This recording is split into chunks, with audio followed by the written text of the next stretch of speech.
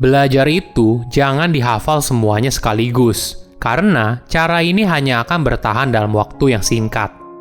Halo semuanya, nama saya Michael, selamat datang di channel saya, Sikutu Buku. Kali ini saya akan bahas buku Make It Stick karya Peter C. Brown. Sebelum kita mulai, buat kalian yang mau support channel ini agar terus berkarya, caranya gampang banget. Kalian cukup klik subscribe dan nyalakan loncengnya. Dukungan kalian membantu banget supaya kita bisa rutin posting dan bersama-sama belajar di channel ini. Buku ini membahas metode belajar yang membuat informasi bisa bertahan lama di dalam memori kita. Pada dasarnya, kebanyakan orang tidak begitu baik dalam belajar. Misalnya begini, banyak orang percaya kalau metode mengulang materi pelajaran dan fokus mendalam adalah komponen penting dalam strategi belajar. Padahal, ini adalah asumsi yang salah. Karena strategi ini hanya berguna untuk jangka pendek. Kita perlu mengetahui metode yang tepat karena belajar adalah kunci sukses dalam setiap area kehidupan. Kita tidak bisa lulus sekolah menengah atas tanpa penguasaan seni bahasa, matematika, sains, dan studi sosial. Berlanjut ketika masuk ke dunia kerja, kita membutuhkan keahlian untuk menguasai keterampilan kerja dan menghadapi kolega yang sulit. Saat pensiun, kamu mengisi waktu luang dengan menjalani minat baru. Jika kamu tahu cara belajar yang tepat, maka kamu akan memiliki keuntungan dalam hidup. Saya merangkumnya menjadi 3 hal penting dari buku ini. Pertama, mitos belajar yang kurang efektif. Di banyak negara, sekolah masih menggunakan metode pengajaran yang tradisional. Misalnya, murid diminta untuk menghafal catatan yang panjang untuk mempersiapkan ujian. Hal ini ternyata hanya berguna untuk menyimpan informasi ke dalam memori jangka pendek. Cara kerja otak tidak seperti itu. Memori di otak itu seperti otot yang bertambah kuat apabila dilatih terus-menerus. Ada cara yang lebih baik untuk belajar, yaitu dengan membagi waktu belajar di waktu yang berbeda dan menjawab kuis untuk mengetes apa yang sudah kamu pelajari. Ini merupakan metode yang lebih efektif, karena kita akan mereview informasi yang sudah kita pelajari secara berkala daripada berusaha mengingat seluruh informasi sekaligus. Saat kamu mengulang informasi yang pernah kamu pelajari di masa lalu, ini memerlukan banyak upaya untuk mengingatnya. Dengan meninjau materi dari waktu ke waktu, pikiran kamu harus bekerja lebih keras daripada jika kamu hanya meninjaunya sekali saja. Ingat, tadi di awal saya jelaskan kalau kemampuan memori di otak itu seperti otot yang harus dilatih terus-menerus. Latihan ini akan membantu untuk memperkuat apa yang sudah kamu pelajari dan menghubungkan potongan informasi yang berbeda. Ketika kamu sering memperkenalkan dirimu dengan ide baru, maka ide itu menjadi lebih bermakna karena pikiran kamu dipaksa untuk membuat hubungan antara informasi baru dan hal-hal lain yang berhubungan atau berbeda. Perlu disadari, belajar membutuhkan waktu.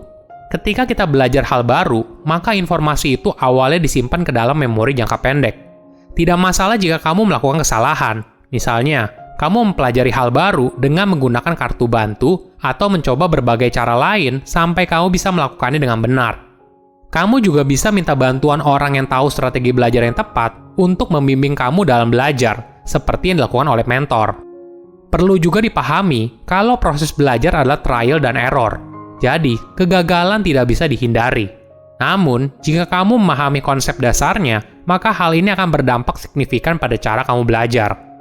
Kedua, metode belajar efektif. Untuk belajar dengan tepat, kita perlu memahami bagaimana cara kita belajar. Ada 3 proses yang perlu dilalui. Pertama, selama fase encoding, informasi baru diterima oleh otak dalam bentuk muatan kimia dan listrik. Lalu, informasi itu akan dikodekan ke dalam jejak memori yang disimpan ke dalam memori kerja jangka pendek. Kekurangannya, sebagian besar jejak ingatan ini akan dilupakan. Fase berikutnya yaitu consolidation. Ini adalah fase di mana informasi ditempatkan ke dalam memori jangka panjang. Jejak ingatan lalu diatur ulang dan dihubungkan dengan pengalaman dan pengetahuan masa lalu dalam ingatan jangka panjang untuk memberinya makna. Proses ini memperkuat dan menstabilkan jejak memori. Ketiga adalah retrieval. Ini adalah fase di mana kamu mampu mengambil informasi dari memori jangka panjang. Fase ini secara bersamaan akan memperkuat jejak memori dan menghubungkannya ke pembelajaran baru. Jika kita terbiasa menggunakan ujian sebagai alat untuk mengetahui apakah seseorang sudah paham materi yang disampaikan atau tidak, bagaimana bila kita mencoba pendekatan yang berbeda? Riset menemukan kalau ada cara yang lebih efektif dalam belajar, yaitu dengan proses retrieval, di mana kita secara rutin melakukan tes untuk memperkuat memori. Kita bisa mulai dengan melakukan kuis sedari awal dan rutin. Ini adalah cara untuk membuat apa yang dipelajari menjadi terus diingat. Agar efektif, kuis harus diulangi berulang kali dan diberikan jarak selama periode waktu tertentu. Sebuah studi menunjukkan ketika siswa membaca satu bagian teks dan mengambil ujian yang bertanya apakah mereka mengingat apa yang mereka baca, mereka mampu mempertahankan 50% lebih banyak informasi seminggu kemudian daripada mereka yang membaca teks yang sama tetapi tidak dites. Kita juga bisa mempraktekkan ini dengan memberikan kuis kepada diri sendiri. Jadi, setiap kali kita belajar hal baru, coba kerjakan kuis untuk mengetes pemahaman kamu terhadap topik tertentu. Latihan ini akan membantu kamu dalam memahami di mana area kekuatan dan kelemahan kamu terhadap topik tertentu, sehingga bisa membantu proses kamu dalam belajar. Ketiga, menjadi pembelajar seumur hidup. Gen dan lingkungan sama-sama berperan dalam menentukan kecerdasan seseorang. Namun, otak tidak statis dan memiliki kapasitas untuk tumbuh dan berkembang dari waktu ke waktu. Kemampuan belajar dapat meningkat melalui kerja keras, yang kemudian meningkatkan produksi mielin, zat yang melapisi neuron. Begitu mielin meningkat melalui kerja keras, pengetahuan akan menjadi lebih otomatis. Selain itu, neuroplastisitas memungkinkan neuron baru dihasilkan sepanjang hidup di hipokampus yang merupakan pusat memori. Hal ini menunjukkan bahwa orang dapat memaksimalkan potensi mereka dengan belajar bagaimana mengembangkan keterampilan mereka melalui latihan dan pengalaman. Penelitian menunjukkan bahwa cara terbaik untuk belajar adalah melalui trial dan error. Tentu saja hal ini kadang bertentangan dengan pengetahuan konvensional. Akibatnya, orang yang mencoba mempelajari hal baru seringkali menjadi frustasi. Namun penelitian membuktikan, metode ini mengarah pada pemahaman yang lebih dalam daripada menghafal atau belajar. Seorang pembelajar bisa menjadi ahli apabila dia mampu mengubah informasi yang dipelajari secara mendalam menjadi kebiasaan.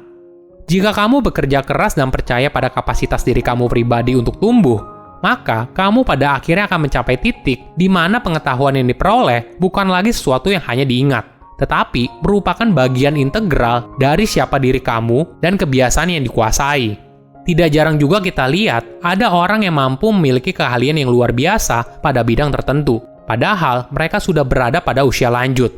Hal ini bisa dilihat dari seorang musisi yang ahli. Walaupun usianya lanjut, tapi mereka masih mampu memainkan alat musik dengan sangat baik. Latihan panjang mereka telah mengubah pengetahuan itu menjadi kebiasaan, dan pada akhirnya dapat dengan mudah di-recall tanpa harus mengingat semuanya secara keseluruhan. Walaupun kita sudah mulai belajar sejak usia yang sangat muda, tapi tidak semua orang tahu strategi belajar yang tepat. Ini bukan tentang apa yang kamu ketahui, tetapi bagaimana kamu mempraktikkan apa yang kamu ketahui. Menentukan seberapa baik pembelajaran tersebut bermanfaat bagi kamu di masa depan. Silahkan komen di kolom komentar pelajaran apa yang kalian dapat ketika baca buku ini. Selain itu, komen juga mau buku apa lagi yang saya review di video berikutnya.